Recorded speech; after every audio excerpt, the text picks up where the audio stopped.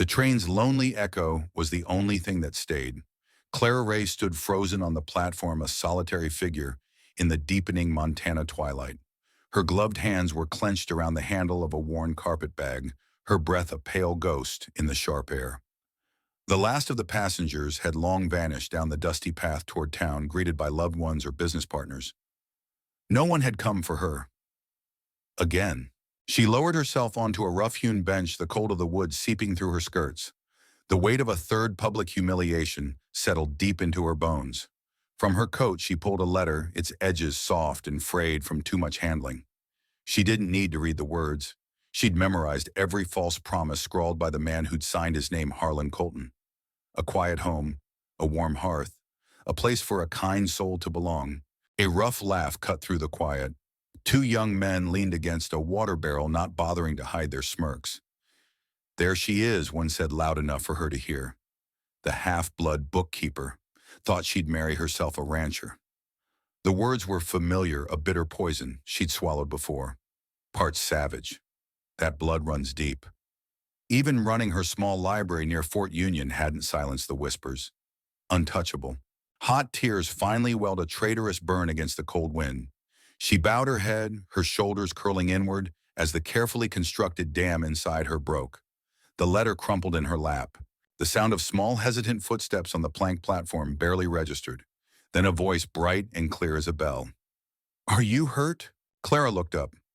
A little girl no older than 3 stood before her, eyes wide with unflinching concern.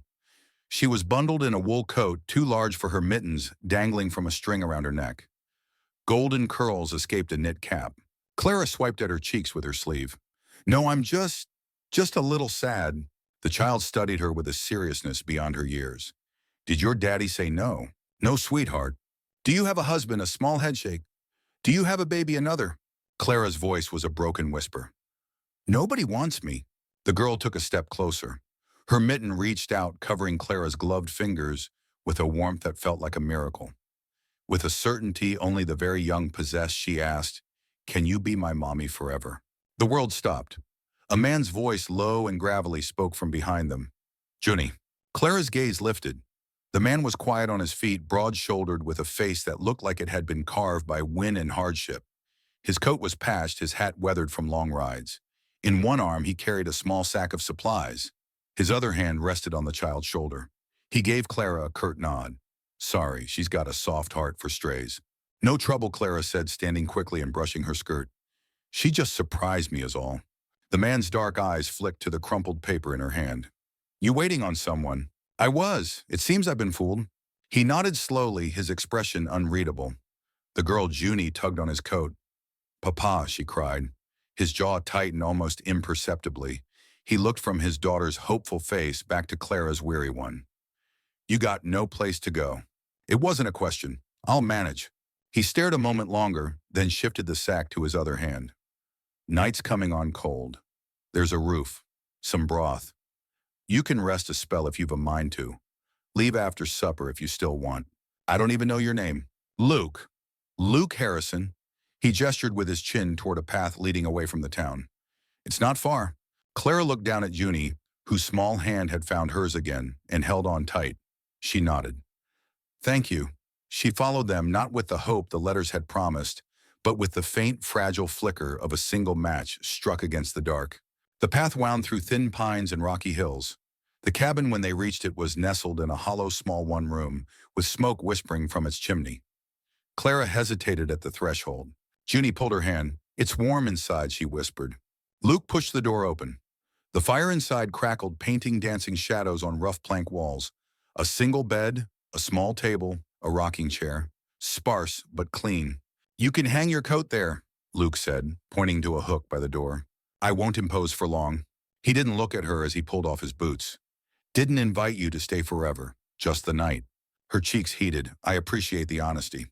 He moved to the hearth and stirred a pot hanging there. "And for the record, I didn't write you any letters." Clara went still. "You're not Harlan Colton." Luke let out a dry huff, not quite a laugh. "Harlan Colton is a 16-year-old fool who mucks out my stables, gets his kicks playing matchmaker with other people's lives." Thought it was a joke. Clara stared at the floor, her hands tightening on her bag. "I see." Juny, sensing the new tension, climbed onto a bench by the fire and patted the space beside her. You can sit here, it's warmest. Clara sat. She didn't remove her gloves.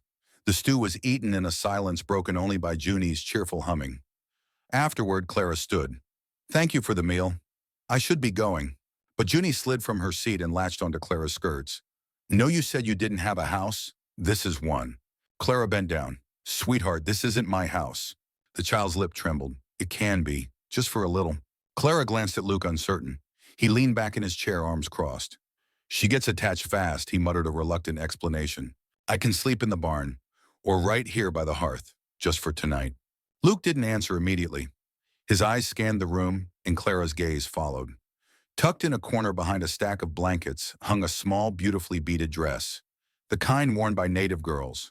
Beside it, a low shelf held a feather, a string of turquoise beads, a small pouch. Clara stepped closer, her voice soft. She was Comanche. Luke's voice came from right behind her, making her jump. Kiowa. He didn't flinch. Fever took her fast. Last year during the frost. I'm sorry. He gave no reply, only turned to add another log to the fire. Later, with Juny asleep by the dog, Clara sat by the window, a blanket around her shoulders. Luke's voice cut the quiet from across the room. You can stay a few days. She's calm when you're here. Clara looked toward his shadowed form. That's all right. I won't ask for more. He nodded once. The fire burned low, and for the first time, the cabin didn't feel like a place meant for only one. The fragile piece of the cabin shattered with a single violent shiver. Juny, who had twirled barefoot through the meadow that morning, chasing a yellow butterfly, now lay curled on the cot, her small body trembling beneath a quilt. Her skin, usually the color of warm honey, was flushed an alarming damp red. By nightfall, her breasts were shallow, ragged gasps that scraped against the quiet of the room. Luke hovered over her, a man unmoored. His hands, so capable with a rifle or an axe, shook as he tried to press a cool cloth to her burning forehead. She's burning up, he muttered, the words thick with a fear Clara recognized instantly. I don't know what's wrong. Clara was at the hearth, sorting through the small pouch of herbs she always carried, a lingering habit from a different life. She turned at the strain in his voice, crossing the room in 3 swift strides. She placed the back of her hand on Juny's cheek, then her neck. The heat was a living thing pulsing just under the skin. It's a fever, a bad one. The doctor in town, Luke started, already moving to grab his coat. The roads are sheets of ice. Clara cut him off, her voice calm, but leaving no room for argument. She wouldn't survive the trip. Luke stood rooted, a muscle ticking in his jaw. The raw panic in his eyes was a stark contrast to his usual stoicism. I don't know what to do. The admission cost him. Clara's hand found his forearm, her touch firm. I do. He looked at her, truly looked at her, as if seeing her for the first time. My father, she said, her gaze steady, was a Kiowa healer. He taught me things that work when nothing else will. A flicker of doubt warred with desperation in his eyes. Then a curt nod. Permission. Clara moved with a purpose that transformed her. She became a whirlwind of quiet efficiency, pulling dried roots and wrapped leaves from her satchel. She boiled water, crushed herbs into a thick, pungent paste. With the flat of a knife, her movements swift and sure. Luke watched from the corner, his arms crossed tightly over his chest, a silent sentinel of tension. She is just a child, Clara murmured, placing a cloth soaked in the herbal mixture on Juny's small chest. But she burns like she's carrying the weight of the world. She's all I have, Luke said, the words rough and stripped bare. Clara didn't answer. She lifted Juny's head, coaxed her lips open, and dripped a bitter tea slowly into her mouth. The girl whimpered a pitiful sound but swallowed. She needs to sweat it out. Clara explained, her voice low and even. If she does, she'll break the fever by morning.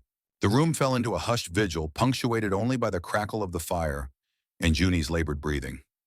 Luke sank onto a stool, elbows on his knees, his eyes never leaving his daughter's face.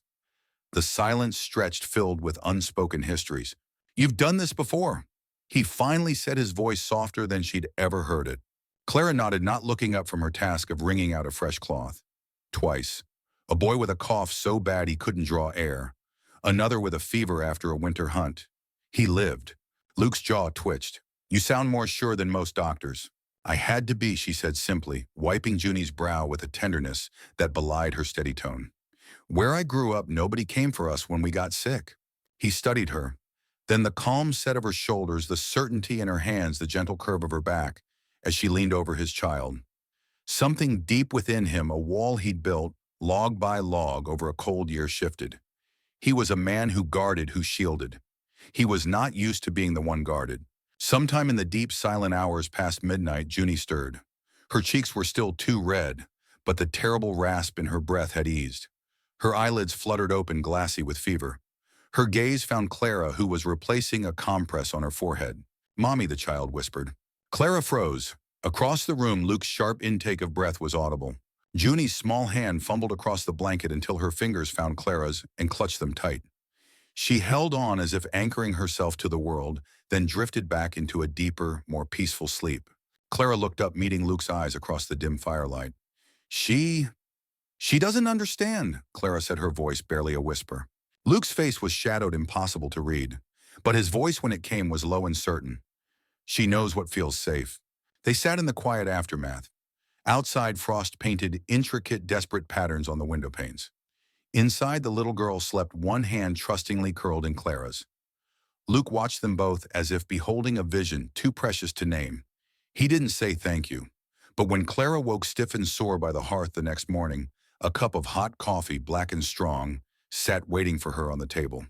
The fragile truce broke with the sound of a single gunshot cracking through the cold morning air like a splintering bone. Luke was on his feet in an instant, his coffee mug hitting the floor, his body a rigid line of tension. He moved to the window, his hand going to the rifle prop beside the door. Clara froze by the hearth, a bowl of rising bread dough, forgotten in her hands. Two riders emerged from the tree line, moving at a slow, deliberate walk that felt more threatening than a gallop. The lead man was thick-necked and broad, his face shadowed by a low-pulled hat. The younger one beside him had a familiar, swaggering posture that made Clara's blood run cold. It was the boy from the station, the one who'd laughed. Harlan Colton.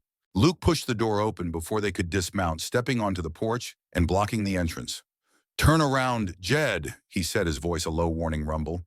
"You're not welcome here." The older man, Jed, reined his horse to a stop, a cruel smile playing on his lips. "Now is that any way to greet your neighbor Harrison? Heard you took in new help." His eyes slid past Luke, scanning the interior of the cabin until they landed on Clara. The look was a physical violation, stripping her down to her bloodline. Heard it was the half-breed from the station. That True decided to upgrade from a savage to a half-savage. Harlan snickered, but it died in his throat under Luke's glacial stare. "What's your business?" Luke's knuckles were white where he gripped the rifle. "Business is community standards," Jed drawled, spitting a stream of tobacco into the snow. "We built a decent town. We don't need your kind of trouble coming back. First you bring that Comanche squaw down out of the hills, now this mongrel playing house with your child. It's a sickness, Harrison. You're polluting the territory." Clara felt the words like a slap. This was the threat she'd known was coming, the one she'd been running from her whole life. It had just found a new face. "Get off my land," Luke said, the words flat and final. Or what Jed challenged, his hand resting casually on the pistol at his hip. "You gonna shoot me over her?" He laughed, a harsh, ugly sound. "We're just talking sense. A man alone gets lonely. We understand.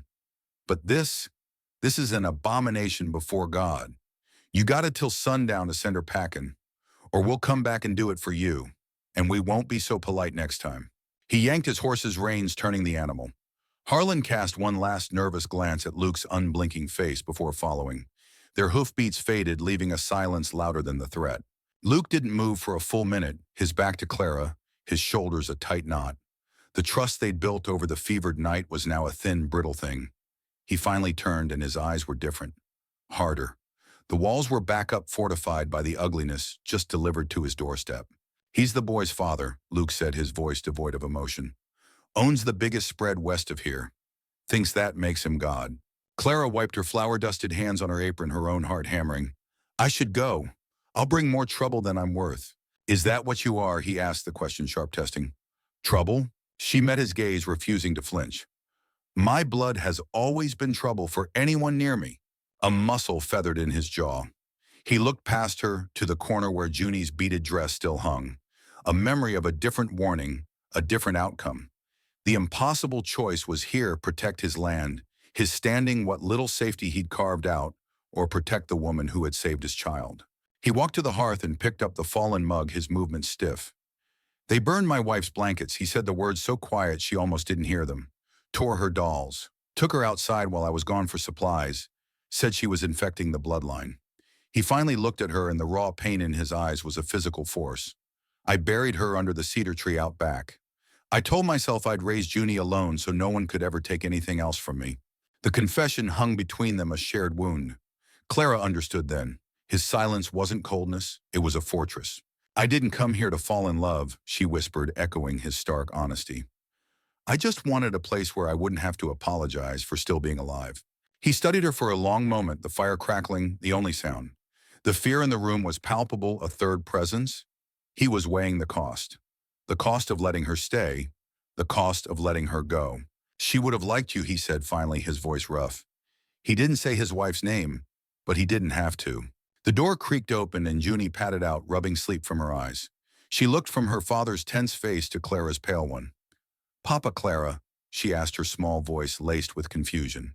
It was the sound of her voice that decided it.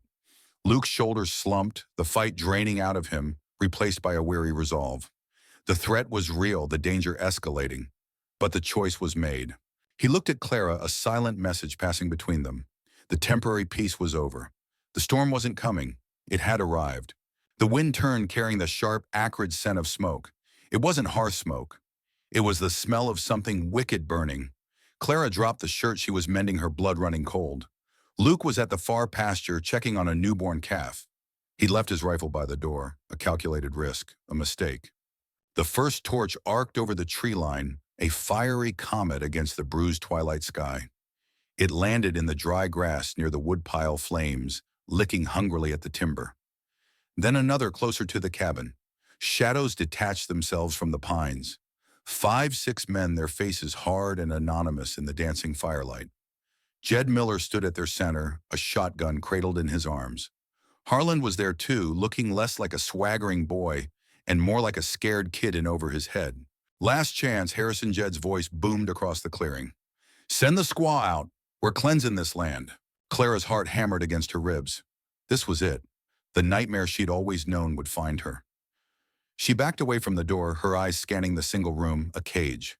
Juny whimpered from the cot, clutching her rag doll, her eyes wide with a fear too old for her face. Clara, the little girl whispered. The door shuddered under a heavy blow, the wood groaning. A boot, then another. They weren't waiting. A memory flashed, unbidden and visceral. A different door. A preacher's son's face, not angry, but terrified. Of her, of what she represented. The click of a lock from the outside. The taste of humiliation, thick and copper-like in her mouth. They always lock the door before they cast you out. This door splintered inward with a sickening crack. Jed filled the doorway, his shotgun pointed at the floor, his eyes scanning the room until they landed on her. There's the little mongrel bitch. He took a step inside. Another man followed. The cabin, their sanctuary, was violated. The air grew thick with the smell of sweat and hate. Clara stood her ground, putting herself between the men and Juny. She had nothing. No weapon. No plan. Only a defiance born from a lifetime of being backed into corners. Get out! Jed laughed, a short, ugly sound. Or what, you gonna hex me? Your savage magic don't work on God-fearing men. He raised the shotgun, not at her, but toward the shelf holding Weena's things. The beaded dress, the feather, the pouch of sage. The sacred remnants of a life already stolen. This filth ends now. Time slowed. Clara saw his finger tense on the trigger. She saw Juny's silent tears. She saw the ghost of every rejection, every cruel word, every slammed door. They had taken her past. They would not take her future. She moved without thought. A guttural cry tore from her throat, a sound she didn't recognize as her own part, scream part. Battle cry. She lunged not for the gun, but for the cast-iron skillet sitting in the hearth coals. Her bare hands wrapped around the scalding handle. The sear of pain was blinding, but it fueled her. She swung. The iron connected with Jed's arm. The shotgun roared, blasting a hole in the roof, raining splinters and dust. He howled in pain and surprise, dropping the weapon. The other man froze, stunned by the sheer, unexpected ferocity. Clara stood panting, the hot skillet held like a club, her palms blistering. Her chest heaved.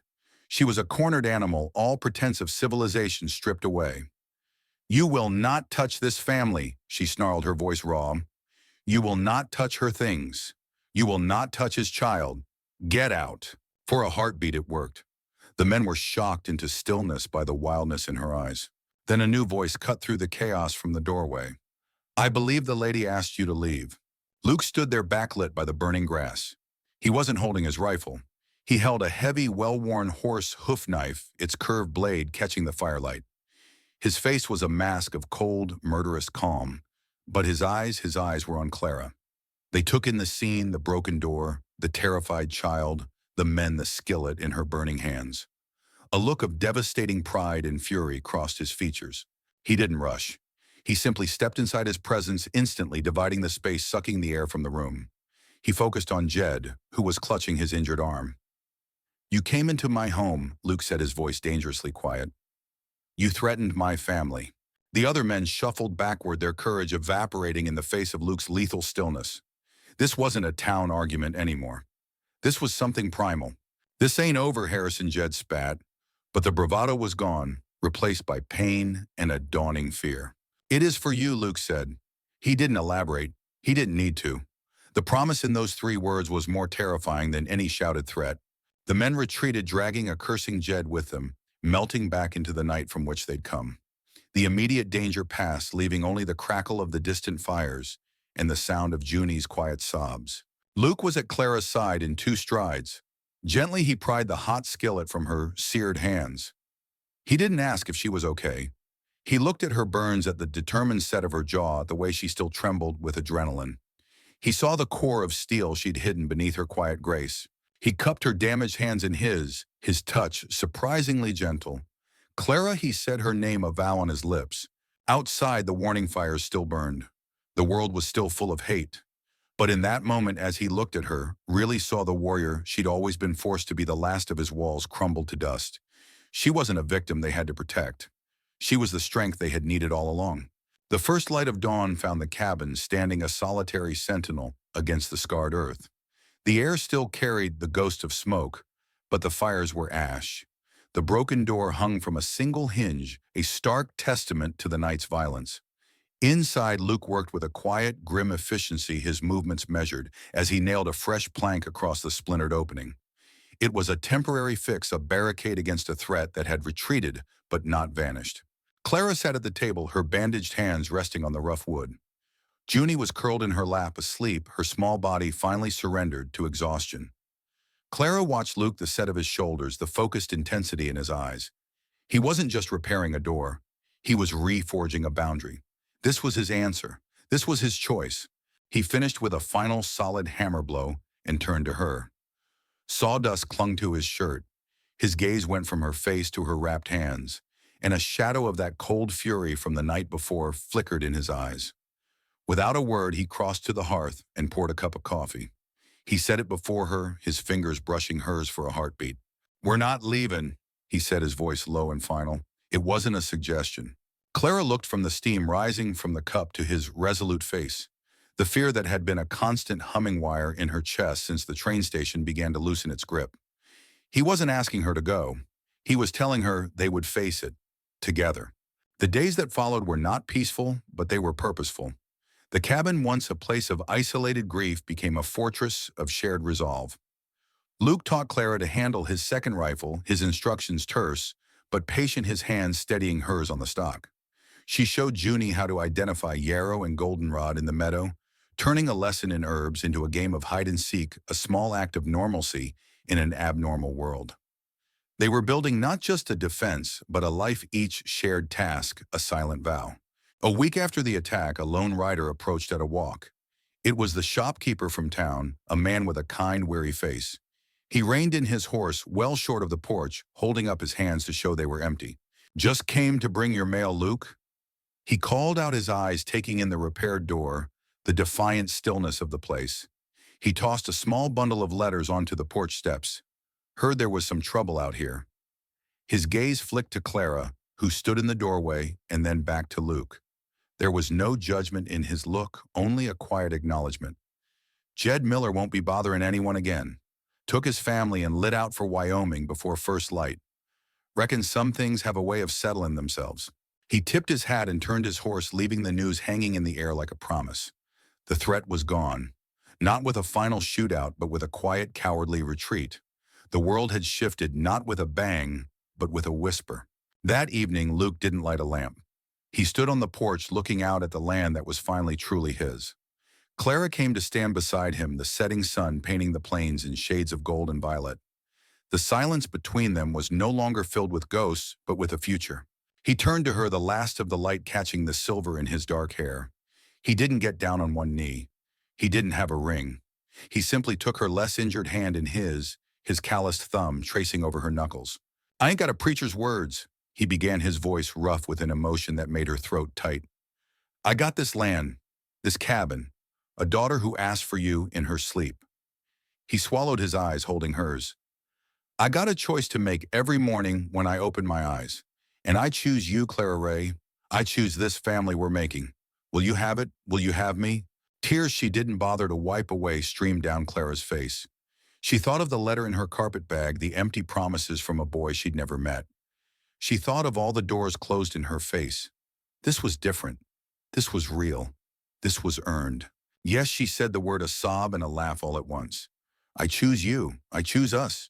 From inside, Juny's laughter rang out, a pure, joyful sound that seemed to cleanse the last of the fear from the air. Luke pulled Clara into his arms, not with the desperate grip of the riverbank, but with a sure, steady strength. They held each other as the stars emerged one by one, pinpricks of light in the vast Montana sky. They were no longer a man, a woman, and a child bound by circumstance. They were a promise kept, a family forged in the quiet aftermath of the storm, built not from what was taken, but from what they had chosen to give each other.